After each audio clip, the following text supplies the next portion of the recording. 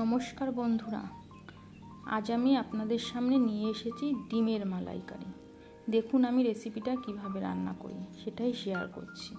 এই দেখুন আমি ডিম নিয়েছি, ডিমগুলোকে সুন্দর করে পরিষ্কার করে ধুয়ে নিয়েছি। এবার এটাকে আমি সেদ্ধ হতে বসিয়ে দেব।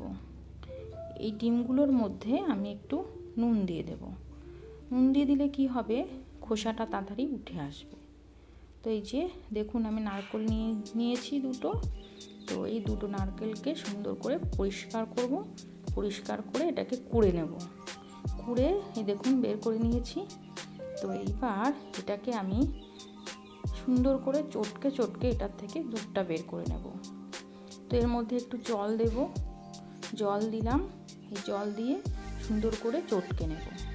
যদি ঠান্ডার দিনে হয়, শীতের দিনে হয়, তো আপনারা একটু গরম জল করে নেবেন, হালকা গরম জল দিলেই দুধটা সুন্দরভাবে বেরিয়ে আসবে। তো এই দেখুন চটকে নিয়েছি। তো আমি এরকমভাবে তো চটকে দুধটা ছাঁকনি দিয়ে ছেঁকে নেব। তো এবার ছাঁকনি দিয়ে ছেঁকে নিয়ে ওই বাদ বাকি যেটা থাকছে ওটাকে আবার আমি আরেকবার জল দিয়ে চটকে নেব। চটকে আবার পুরো দুধটা সুন্দরভাবে বের করে নেব। তো এই যে ডিমটাকে আমি সেদ্ধ বসিয়েছিলাম, সেই ডিমটা সুন্দরভাবে সেদ্ধ হয়ে গেছে। এবার দেখুন খোসাটা কত সুন্দর ছাড়িয়ে এসছে। আর এইদিকে দুধটা রেখে দিয়েছি পাশে। এই দেখুন নারকেলটার মধ্যে একটু আর দুধ নেই, সুন্দরভাবে বেরিয়ে এসছে। তো এইবার ওই যে ডিমটা আমি চাকু দিয়ে সুন্দর করে চিড়ে চিড়ে দেবো, যে মশলাটাও ভেতর যায় ডিমের মধ্যে।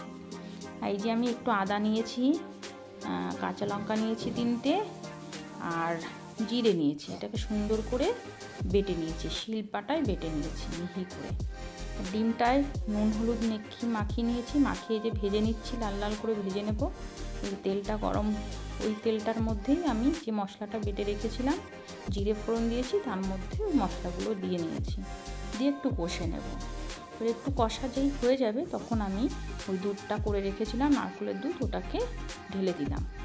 তো এই যে এবার এটার মধ্যে হলুদ, পরিমাণ মতো নুন, পরিমাণ মতো চিনি, এটা দিয়ে একটু ফুটিয়ে নেব। ফুটিয়ে নেওয়ার পর আমি দেখুন ডিমটাকে লাল লাল করে ভেজে তুলে রেখেছি ওই পাত্রটায়। তো এবার এটার মধ্যে আমি ফুটে উঠলে আমি ডিমটাকে দিয়ে দিলাম। ডিমটা দিয়ে সুন্দর করে একটু ফুটিয়ে নেব। একটু কাইটা দইয়ের মতো হয়ে আসবে, দই যেমন হয় ঠিক তেমনটা হয়ে আসবে, ঘনত্বটা থাকবে।